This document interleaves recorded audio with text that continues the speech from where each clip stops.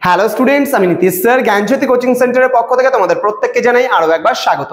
তো স্টুডেন্টস, আজকে আমি তোমাদের সঙ্গে আলোচনা করব নর্থ বেঙ্গল ইউনিভার্সিটি আন্ডার যে সমস্ত ছাত্রছাত্রীরা থার্ড সেমিস্টারে বিভিন্ন কলেজগুলোতে পড়াশোনা করছো এবং তোমরা আইডিসি হিসাবে রেখেছো রুরাল স্টাডিজ, আজকে তাদের জন্য গুরুত্বপূর্ণ ইউনিট নাম্বার 3 থেকে পার্ট 2 আজকের ক্লাসটি। এর আগে আমি পার্ট 1 ক্লাস নিয়ে আলোচনা করেছিলাম, যেখানে মোস্ট ইম্পর্টেন্ট যে কিছু গুরুত্বপূর্ণ প্রশ্ন ছিল সেগুলো নিয়ে আলোচনা করেছিলাম। এমসিকিউ, যেহেতু তোমাদের এই পেপারটি যে আইডিসি রুরাল স্টাডিজ বলে যে পেপারটি রয়েছে সেটা কিন্তু এমসিকিউ ওরিয়েন্টেড পরীক্ষা হবে এবং এটা 40 মার্কসের উপরে পরীক্ষা হবে, 40টা এমসিকিউ পরীক্ষা তোমাদের দিতে হবে। তো আজকে ইউনিট নাম্বার 3 যে পঞ্চায়েত রাজ প্রতিষ্ঠান রয়েছে সেই পঞ্চায়েত রাজ প্রতিষ্ঠান থেকে আজকে পার্ট নাম্বার 2 ক্লাস নিয়ে আলোচনা করব। তো তোমরা যারা এখনো পর্যন্ত আমাদের চ্যানেলটিকে সাবস্ক্রাইব করোনি তারা অবশ্যই চ্যানেলটিকে সাবস্ক্রাইব করে পাশে থাকা বেল আইকন অল প্রেস করে দেবে, যাতে নেক্সট টাইম থেকে কোনো ভিডিও আপলোড করলে তার নোটিফিকেশনটা তুমি সবার আগে পেতে পারো। এছাড়া তোমরা যারা ভাবছো যে অনলাইনে আমাদের ক্লাস জয়েন করবে, নোটস নেবে, বিভিন্ন স্যার ম্যামের কাছে পড়বে, তারা অবশ্যই যোগাযোগ করো আমাদের অফিসিয়াল নাম্বার 7076398606 নাম্বারে অথবা 6295916282 নাম্বারে তোমরা চাইলে সরাসরি আমাদের সঙ্গে যোগাযোগ করতে পারো। আমাদের টোটাল কোর্স ফি যেটা রয়েছে, যারা অনার্স কোর্সে রয়েছে তাদের 1199 রুপিস এবং যারা প্রোগ্রাম কোর্সের বা পাস কোর্সে রয়েছে তাদের কোর্স ফি কিন্তু 699 রুপিস। পুরো সেমিস্টারের অল সাবজেক্টের কোর্স ফি কিন্তু এটা। তো দেরি না করে আজই যোগাযোগ করো আমাদের সঙ্গে এবং যুক্ত হয়ে যাও আমাদের অনলাইন ক্লাসে। তার কারণ তোমাদের পরীক্ষার কিন্তু আর বেশি দিন সময় নেই। এরপরে সেপ্টেম্বর, অক্টোবর এবং নভেম্বর মাস তোমরা পাচ্ছ, ডিসেম্বর মাসে কিন্তু তোমাদের পরীক্ষা। সুতরাং সময় নষ্ট করো না, যুক্ত হয়ে যাও আমাদের সেন্টারে এবং পুরো প্যাকেজের অল নোটস পেতে আজই যোগাযোগ করবে আমাদের নাম্বারে। চলো শুরু করছি আজকের ক্লাসটা। তার আগে বলে রাখি আমাদের যে ডিটেলসটা আছে, এখানে আমাদের পুরো ডিটেলসটা রয়েছে, তোমরা এটা একটু স্ক্রিনশট করে নিতে পারো। এখানে সমস্ত ডিটেলস, সমস্ত কোর্স ডিটেলস, আমাদের ওয়েবসাইটের লিংক সমস্ত কিছু দেওয়া আছে এখানটায় এবং আমাদের সেন্ট্রাল গভর্নমেন্টের পারমিশন নাম্বারও কিন্তু এখানে সিআইএন নাম্বার দেওয়া আছে, দেখে নিতে পারো।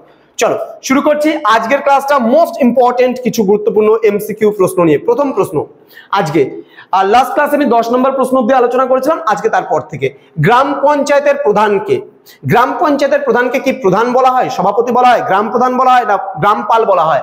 তাহলে সঠিক উত্তর হবে প্রধান কিন্তু বলা হয়। গ্রাম পঞ্চায়েতের প্রধানকে প্রধান বলা হয়।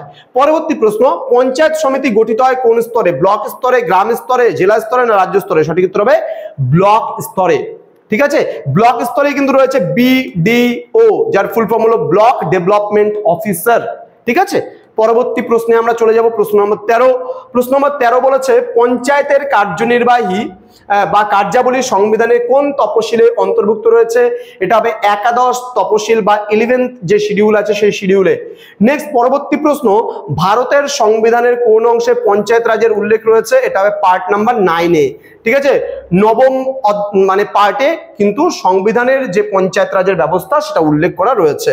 পরবর্তী প্রশ্নে আমরা চলে যাব। প্রশ্ন নম্বর 15। প্রশ্ন নম্বর 15তে বলা হয়েছে 73তম সংশোধনীতে পঞ্চায়েতের জন্য কয়টি বিষয় নির্দিষ্ট করা হয়েছে? এটা হবে 29টি বিষয় কিন্তু নির্দিষ্ট করা হয়েছে। পরবর্তী প্রশ্ন, কোন কমিটির সুপারিশে পঞ্চায়েত রাজ ব্যবস্থা চালু হয়?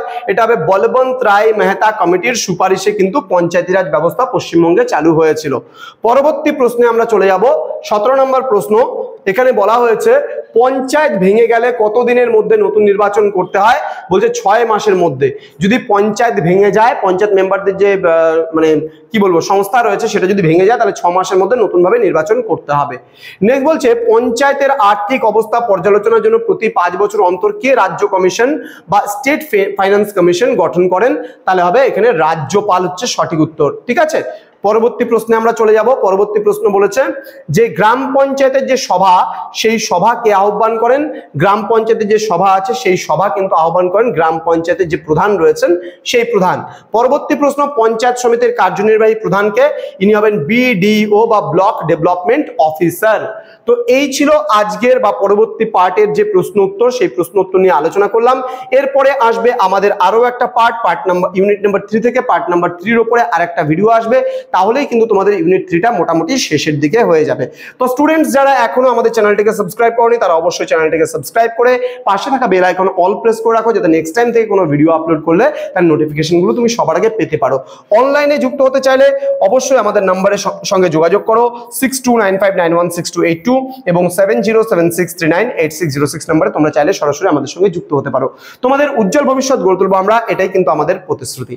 দেখা হচ্ছে খুব তাড়াতাড়ি আরো একটা নতুন ভিডিও নিয়ে, নতুন কোনো কোনো ক্লাসের সঙ্গে। তোমরা প্রত্যেকেই ভালো থেকো, সুস্থ থেকো। Thank you so much, thanks for watching after all, thank you.